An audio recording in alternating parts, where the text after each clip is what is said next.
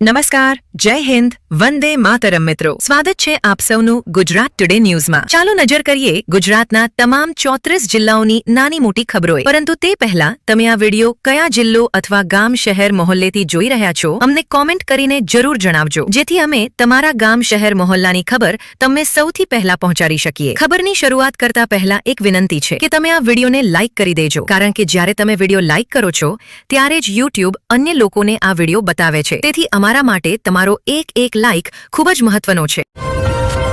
અમદાવાદમાં SG highway પર સોલા ભગવત ચોરાહા પાસે એક એએમટીએસ બસમાં આગ લાગી ગઈ. માહિતી મળતાની સાથે જ ફાયર બ્રિગેડના કર્મીઓ તાત્કાલિક ઘટના સ્થળે પહોંચી ગયા અને પાણીની બુછારથી આગ પર કાબુ મેળવ્યો. કોઈ કારણસર બસના આગળના ભાગમાં અચાનક આગ લાગી હતી, જેના કારણે બસમાં સવાર મુસાફરો તાત્કાલિક પાછળના દરવાજા પરથી બહાર નીકળી ગયા. આ આગજનીની ઘટનામાં કોઈ જાનહાનિ થયાની માહિતી નથી.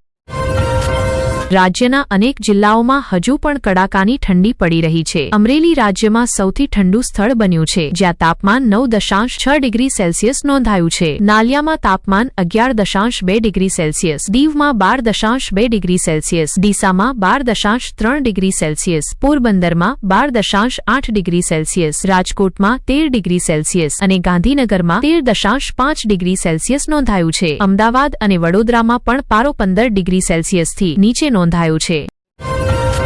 દાહોદ જિલ્લાના સરજુમી વન વિસ્તારમાં અનુસૂચિત પ્રજાતિમાં આવતા એક ચિત્તાની નિર્મમ હત્યા કરવામાં આવી છે. ચિત્તાને માર્યા બાદ તેના આગળના પગના 8 નખ કાપી લેવામાં આવ્યા હતા. હત્યારાઓએ તેની મૂછ પણ કાપી હતી. ચિત્તાની હત્યાની જાણ થતાં જ વન વિભાગે તાત્કાલિક કાર્યવાહી કરી 2 આરોપીઓને ઝડપી લીધા હતા. ચિત્તાના અંગો અને હત્યામાં વપરાયેલું હથિયાર આરોપીઓના ઘરેથી જપ્ત કરવામાં આવ્યું હતું. બંને આરોપીઓને અદાલતમાં રજૂ કરી 2 દિવસની રિમાન્ડ પર મોકલવામાં આવ્યા છે. વડોદરા શહેરમાં સંદિગ્ધ પરિસ્થિતિમાં પોતાના માતા પિતાને ગુમાવી ચૂકેલી 5 વર્ષીય માસૂમ બાળકીના મોતથી સમગ્ર વિસ્તારમાં ચકચાર મચી ગઈ છે. બાળકીની કાકીએ ગંભીર આરોપ લગાવ્યો છે કે મેડિકલ સ્ટોરમાંથી લાવવામાં આવેલી શરદી ખાંસીની દવા પીવડાવ્યા બાદ બાળકીની તબિયત અચાનક બગડી હતી, જે તેના મોતનું કારણ બની.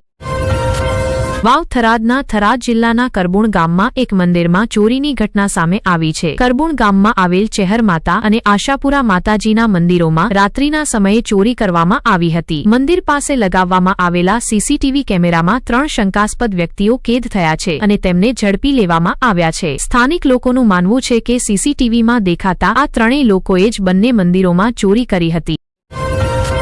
અમદાવાદને દેશના સૌથી સ્વચ્છ શહેરોમાં પ્રથમ સ્થાન મળ્યું હોવા છતાં શહેરના લોકો જાહેર રસ્તાઓ પર કચરો ફેંકી ગંદકી ફેલાવતા જોવા મળે છે. મ્યુનિસિપલ કોર્પોરેશનનો ઘન કચરો વ્યવસ્થાપન વિભાગ અન્ય રીતે ગંદકી ફેલાવતા વેપારીઓ અને દુકાનદારો સામે કાર્યવાહી કરે છે. મ્યુનિસિપલ કોર્પોરેશનના ઉત્તર પશ્ચિમ ઝોનના ઘન કચરો વ્યવસ્થાપન વિભાગે ગુરુકુલ રોડ, ઘાટલોડિયા, સુરધારા સર્કલ અને વસ્ત્રાપુર સહિત શહેરના વિવિધ વિસ્તારોમાં ગંદકી ફેલાવતી 9 દુકાનો અને રેસ્ટોરાંને સીલ કરી દીધા છે.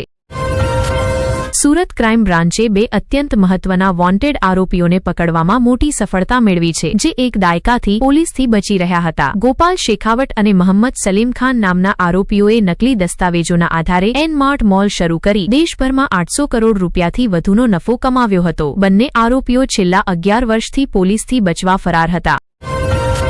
મુખ્યમંત્રી ભૂપેન્દ્ર પટેલ આજથી શરૂ થયેલા 2 દિવસના દિલ્હી પ્રવાસે છે. તેઓ નીતિન નબીનના ન.આ.મ આંકનપત્ર દાખલ કરવા અને ઘોષણા સમારંભમાં હાજરી આપશે. ભાજપના કાર્યકારી રાષ્ટ્રીય અધ્યક્ષ નીતિન નબીન આજે પોતાનું ન.આ.મ આંકનપત્ર દાખલ કરશે. ભાજપના પ્રદેશ અધ્યક્ષ જગદીશ વિશ્વકર્મા અને સંગઠન મહાસચિવ પણ દિલ્હીમાં હાજર છે. નીતિન નબીન કાલે દિલ્હીના કમલમ ખાતે પોતાનું ન.આ.મ આંકનપત્ર દાખલ કરશે. નીતિન નબીનને કાલે સત્તાવાર રીતે રાષ્ટ્રીય અધ્યક્ષ જાહેર કરવામાં આવશે.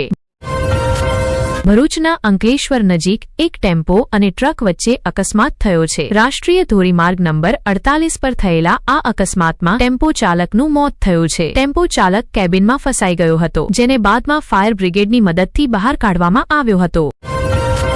સુરતના તટ પર સાહસ અને ઉત્સાહનું અનોખું સંગમ જોવા મળ્યું. ગુજરાત સરકારના રમતગમત, યુવા અને સાંસ્કૃતિક પ્રવૃત્તિ વિભાગ અને સુરત જિલ્લા પ્રશાસન દ્વારા આયોજિત 45મી Mahajan memorial sea sailing boat race દરમિયાન એક મોટી દુર્ઘટના ટળી ગઈ. રેસ દરમિયાન 3 નાવ અચાનક પલટી ગઈ હતી, જેના કારણે અફરાતફરી મચી ગઈ હતી. જો કે તમામ નાવિકોને સુરક્ષિત રીતે બચાવી લેવામાં આવ્યા હતા.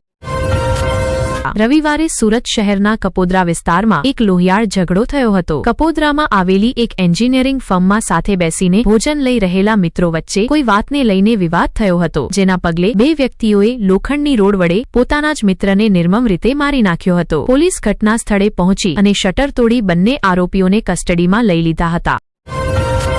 વિજયનગર વિસ્તારમાં એક દંપતીને જાનથી મારી નાખવાની ધમકી આપવાના આરોપમાં 8 લોકો સામે પોલીસમાં ફરિયાદ નોંધાઈ છે. આ ઘટના ગઈ રાત્રે ત્યારે બની હતી જ્યારે દંપતી પોતાના ઘરે પરત ફરી રહ્યા હતા.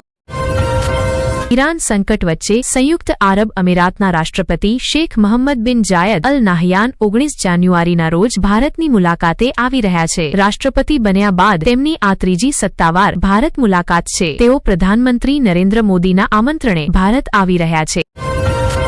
સંસ્કાર નગરી વડોદરા શહેરમાં MS યુનિવર્સિટીના ગર્લ્સ હોસ્ટેલની બહાર એક યુવક દ્વારા અભદ્ર વર્તન કરવામાં આવ્યું હોવાનો વિડિયો વાયરલ થયો છે. વિડિયોમાં એક યુવતીએ દાવો કર્યો છે કે બાઇક પર બેઠેલો યુવક તેની સાથે અશ્લીલ છેડછાડ કરી રહ્યો હતો. વિડિયોના આધારે સાયજીગંજ પોલીસે આરોપીની શોધખોળ શરૂ કરી છે.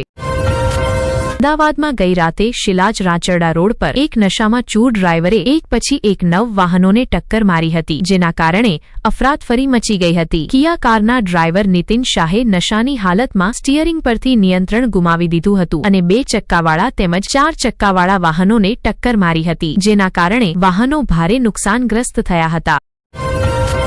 રાહુલ ગાંધી આજથી 3 દિવસના રાયબરેલી પ્રવાસે રહેશે. તેઓ રાયબરેલીમાં પાર્ટી નેતાઓ સાથે સમીક્ષા બેઠક કરશે. રાહુલ ગાંધી આજે સુલતાનપુર અદાલતમાં હાજર રહેશે. તેઓ ગૃહમંત્રી અમિત શાહ સંબંધિત એક કેસમાં હાજર થશે. LCBની એક ટીમે Morbi B division police station નજીક માલિયા ફાટક ચોકડી પાસે એક આર્ટિકા કારને રોકી હતી. કારમાં સવાર 2 વ્યક્તિઓ પાસેથી 50 ગ્રામ અને 13 મિલીગ્રામ મેફેડ્રોન ડ્રગ્સ મળી આવ્યું હતું. પોલીસે આર્ટિકા કાર અને અન્ય સામગ્રી સહિત કુલ 6,55,890 રૂપિયા મૂલ્યનું ડ્રગ્સ જપ્ત કરી 2 આરોપીઓને ધરપકડ કરી હતી. રાજકોટ પોલીસ સ્ટેશન પર સોડાની બોટલો ફેંકવાના કેસમાં આરોપીઓને ઝડપી લેવામાં આવ્યા છે. કુખ્યાત જેનિસ મહાજન સહિત 5 આરોપીઓની ધરપકડ કરવામાં આવી છે. જેનિસ અને તેના સાગરીતોએ નશામાં ધૂત થઈ હંગામો કર્યો હતો. ગાંધીગ્રામ પોલીસ સ્ટેશન પર કાચની બોટલો ફેંકવામાં આવી હતી. પોલીસે આરોપીઓની શોભાયાત્રા SK ચોક ખાતે કાઢી હતી. જૂનાગઢમાં તસ્કરોએ વીજળી સબસ્ટેશન પર હુમલો કર્યો હતો. તસ્કરોએ ચાલુ વીજળી લાઇનમાંથી વીજળી ચોરી હતી. જેટકોના 66 kV સબસ્ટેશનમાં ચોરીની ઘટના બની હતી. ચોરી કરતા સમયે 3 તસ્કરો CCTV કેમેરામાં કેદ થયા હતા. તેમણે 37 લાખ રૂપિયાના 2 તાંબાના રિએક્ટર ચોરી લીધા હતા. તાલુકા પોલીસે CCTV ફૂટેજના આધારે તપાસ શરૂ કરી છે. અમદાવાદના મેજિક ક્વીન સટ્ટાબાજી કેસમાં EDએ મોટી કાર્યવાહી કરી છે. EDએ PMLA અદાલતમાં ચાર્જશીટ દાખલ કરી છે. મેજિક ક્વીન કેસમાં 14 આરોપીઓ સામે કાર્યવાહી કરવામાં આવી છે. EDએ સાયબર ક્રાઇમની FIR આધારે તપાસ શરૂ કરી હતી. આરોપ છે કે મેજિક ક્વીન વેબસાઇટ અને એપ મારફતે ગેરકાયદેસર રીતે રમતો પર સટ્ટાબાજી કરવામાં આવી રહી હતી. ક્રિકેટ અને ફૂટબોલ મેચો પર ઓનલાઈન સટ્ટો રમાતો હતો. લાઇવ કેસિનોમાં 3 પત્તી અને રૂલેટ જેવી રમતો રમાતી હતી.